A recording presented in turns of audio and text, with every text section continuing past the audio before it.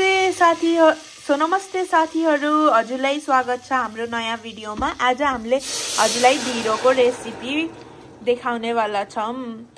पहिला हामीले बटर हालिम, अनि त्यसपछि उम्लेको तातो तातो पानी हालिम। अब योलाई उमाल्न छोड्दिन्छौं, अनि फेरि अब एकैछिन वेट गरौँ। सो गाइज, हजुरले देख्न सक्नुहुन्छ यहाँ पानी उम्लिसकिछ। अब हामीले हाल्दै छौं पिठो। यो पिठो चाहिँ हो कुन पिठो हो खै देखाउनु,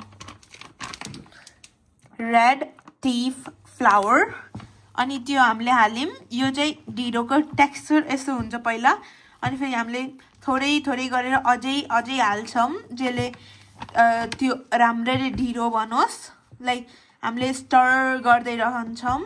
अनि अब यो स्टर गरेर अब म फाइनलमा देखाउँछु हजुरलाई। यो स्टर गरेको प्रोसेस चाहिँ यसरी हजुरले 10 सेकेन्डमा यसरी तल माथि गर्नुस्।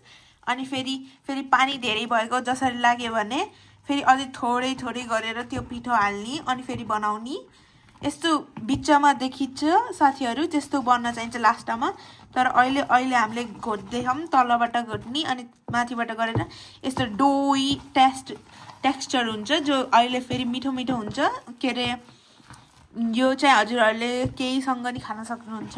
लाइक दालसँग खान सक्नुहुन्छ, चटनीसँग खानुहुन्छ, चिकनसँग खानुहुन्छ, अचारसँग, अरु सबैसँग खानुहुन्छ। जसरी कि के रे तरकारीसँग नि खानुहुन्छ। अनि हामीले चाहिँ आज चाहिँ ढिँडोसँग दाल बनाइछौं, अनि फेरि चिकन बनाइछौं, अनि फेरि चटनी बनाइछौं टमाटरको। गाइज, अब यो यसरी डोई टेक्सचर हुन्छ, यसरी भयो भने राम्ररी त्यस्तो हुन्छ। अनि फेरि थोरै अझै हाल्ने फ्लावर। गाइज, हाम्रो भिडियोलाई लाइक गरिदिनु, शेयर गरिदिनु, सब्स्क्राइब गरिदिनु। अब म हजुरलाई फाइनल लुक देखाउँछु सजावट पछि। सो गाइज, रोकिनु, यो हामीले बन्दै हौं। अहिले मैले मेन पार्ट भन्नै भुले। यो चाहिँ बन्दै ह। अनि फेरि यसरी बन्यो भने लाइक डोई टेक्सचर भयो भने हामीले अझै बटर हाल्छौं, जसले लाइक मेल्ट होस्, हजुरको मुखमा मेल्ट हुने जस्तो फिलिङ होस्। अब हामीले अझै हाल्दै हौं, जसले त्यस्तो फिलिङ धेरै होस्। अब हामीले हजुरलाई देखाउनु। सो गाइज, अब हामीले मिक्स गर्दै हौं।